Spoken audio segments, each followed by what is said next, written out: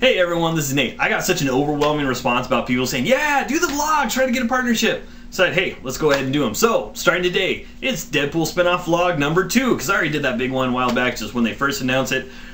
So what we're going to do for the next bunch of vlogs that we're going to be doing, and once again, promising no more than no more than one vlog at a time, no 2 vlogs in a row, there'll be a bunch of PSAs. But what we're going to start doing is just covering some of the aspects of that spin-off movie.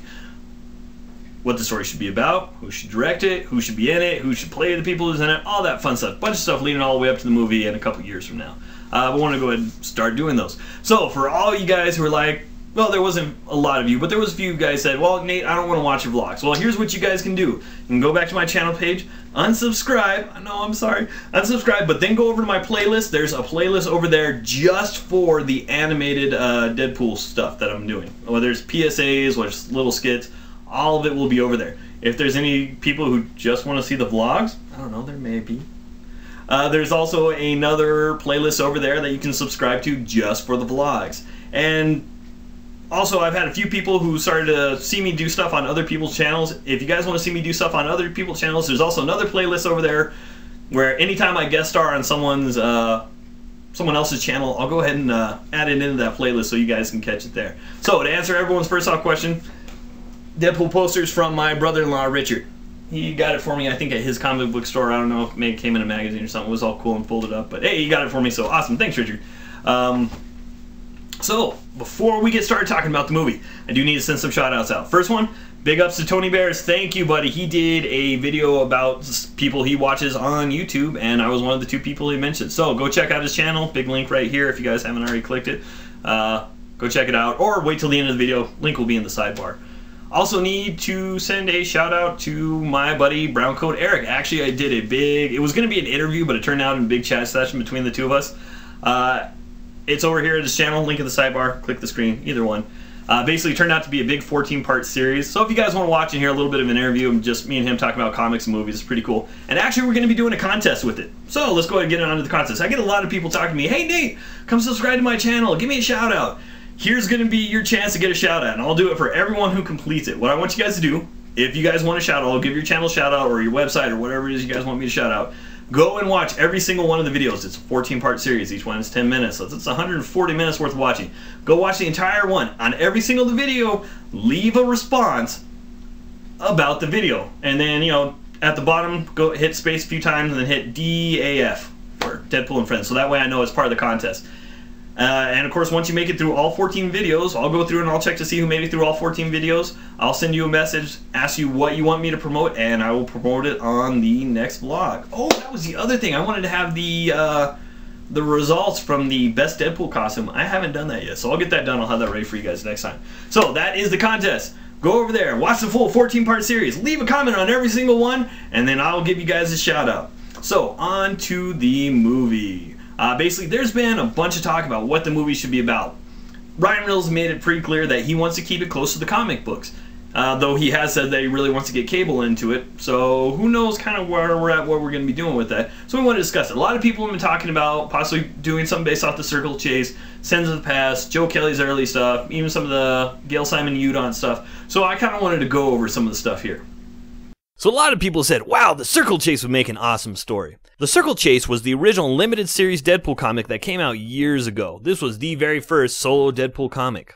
The characters in it, of course, include Deadpool, Weasel, Copycat, Garrison Kane, otherwise known as Weapon X, and Slayback, with guest appearances from Black Tom and Juggernaut. The basic story is that the weapons dealer Tolliver, who later turns out to be Cable's son, died and left a will with the location of the ultimate weapon, so thusly, all the mercenaries on the planet are out looking for it. Being that Deadpool and Vanessa both work for Tolliver, everyone thinks that those two have to know something about it, and hence they're all out to kick their ass in order to get the information. Of course, Deadpool and Weasel know absolutely nothing about it, but yet they want to find it themselves to be able to procure the ultimate weapon. The character Slayback is in it because he's an old Weapon X throwback who got killed by Deadpool and has somehow resurfaced and is now back for revenge. So, my basic thoughts on the story is, it sucked. I'm not a big Circle Chase fan. A lot of people are like, oh, Slayback, the ultimate Deadpool villain. He was only in that limited series and he got killed. He barely even fought Deadpool. So my vote is for a pass on this one. I think the general idea of the story could work, but you're going to have to write something completely different than the whole Tolliver's will because that would just be lame.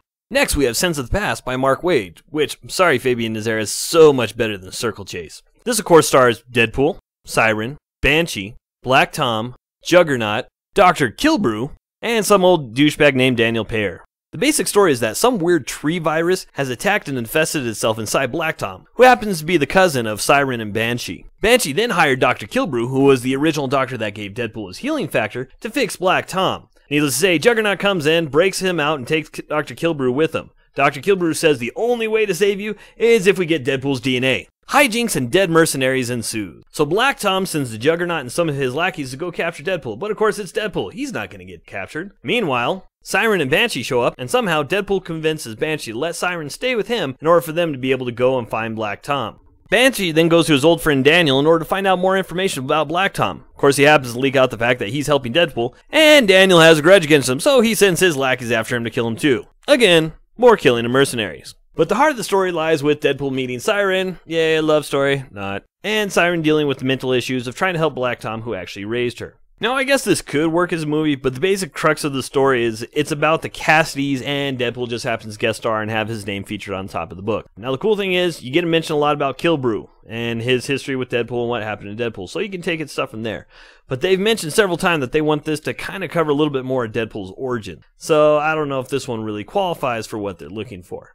Next, we have the Joe Kelly era of the early Deadpool comics. The basic story that revolved around these first 20-odd-some issues all happened to do with this company called Lando, Luckman, and Lake that believed Deadpool was the destined Mithrash who would kill this big space demon and bring a golden age to Earth. Deadpool had actually started to contemplate the idea of becoming a good guy and making sure not to kill people. The main characters in this include, of course, Deadpool, Blind Owl, Weasel, Zoe Calderon, Monty from Lando, Luckman, and Lake. There's a guest appearance there from the Hulk, Kilbrew, Ajax, and Bullseye. But the crux of the story has to deal with him going around and hurting people but not killing them, trying to become a better person. Unfortunately, it turns out that Lando, Luckman, and Lake need him to kill the demon in order to save the planet. He is, of course, distraught about this whole working towards being a better person, and then once again, he's still forced to kill someone. As well, the story also goes into his history and his past of what he did in the Weapon X program and how he got his healing factor from Dr. Kilbrew. To many people, this was hands down the best era of Deadpool story writing ever. There was a lot of character to develop, a lot of internal issues that he was dealing with, and still a heavy amount of action. But one of the main problems for adapting this into a story is the fact that it's way too long and involves a lot of stuff. Now, as much as I love the idea of Deadpool trying to be a better person, yet it all falling apart at the end as he's now forced to have to kill something in order to save the world, I could do without it, and personally I think in a movie, it would come off as kind of hokey. But there's still quite a lot of good material to work with in there, including all the stuff having to deal with Deadpool's past, which again, the producers mentioned numerous times they want to do something dealing with it. Now, many people mentioned, well, what about having Bob, Agent of Hydra, and Cable in the movie? Well, here's my take on it. As much as I love Cable, he doesn't need to be in the first Deadpool movie, maybe a second or a third, but his background story is so convoluted that it'd be hard to get across. Well, some people have said, well, here, let's just change Cable's history so it's not so weird. Yeah, but then all you're doing is just Baraka pulling Cable, and I know he doesn't have as dedicated fans as us Deadpool fans, but still, that's kind of effed up. And I know a lot of stuff that Deadpool's done recently has all revolved around Cable. Well, at least a lot of the Cable Deadpool series. His whole life isn't actually Cable. He does a lot of other stuff. He's a mercenary. He doesn't need Cable in the movie to succeed. I would like to see Cable too, but I don't want to see him in the first Deadpool movie. As for Bob, I like Bob, but I'd rather see Weasel in there. Now, could they both be in there? Sure, I guess, but they both basically serve the same purpose as being Deadpool's sidekick. Yes, they have slightly different personalities. Yes, Weasel's a little bit more of a nerdy badass, but you don't need two sidekicks in the movie. Though that could be kind of funny. My point is, Weasel's been an important Deadpool character long before Bob ever showed up. Give it to Weasel if you have to pick one of the two. Now, I know a lot of you guys are wondering, well, Nate, what would you like to see? Originally, I was leaning actually wanting to see a fairly original story. But let's face it, Deadpool's stories usually have one or two things going on. He gets hired for a job, and either the job goes wrong and he finds a way to fix it, or it turns out it was all set up and then he has to go after and kill the person who hired him to do the job. It's a fairly common Deadpool story, and we've seen it happen a million times. Basically, as much as I dislike the series, what I think would work best would be a heavy adaptation of the Circle Chase. Instead of him having to go in after Tolliver's will, have him go after a specific target. Everyone's trying to get someone. So basically, smoking aces. I think actually that would have made a great Deadpool story. Imagine if they put Deadpool and smoking aces. and not just Ryan Reynolds, but, you know, the Deadpool character, that would have been pretty awesome. And that'd be cool, because then you could have a bunch of other mercenaries come in. Now, as much as I don't want to see another cameo fest like X-Men 3 and Wolverine Origins, or Wolverine 3 and Wolverine 4 as I like to call them, it still would be pretty cool and be a great chance to have Taskmaster, Bullseye, and a few other characters in there. And yeah, I know they want to do stuff talking about Deadpool's origin, but I would like to see them covering that in about 3 minutes. So me personally, that's what I'd like to see. Smoking Aces featuring Deadpool, Taskmaster, Bullseye, and a few other small characters, with a few mentions back to his origins somehow. Go ahead and leave me a response down here in the bottom. What story you would like to be, whether it be Circle Chase, Sins of the Past, Joe Kelly stuff, maybe something I didn't mention, or would you like to see a completely all new original story? Let me know. Also, go ahead and let me know who do you think should start directing, because that will be what the next vlog will be about. We'll go into directing. I'll even have Brown Cody Art come over and help us out with that, because he knows a lot about directors. We'll start talking about who we would like to see directed. So, primarily get the story thoughts down there, but also start mentioning directors for me.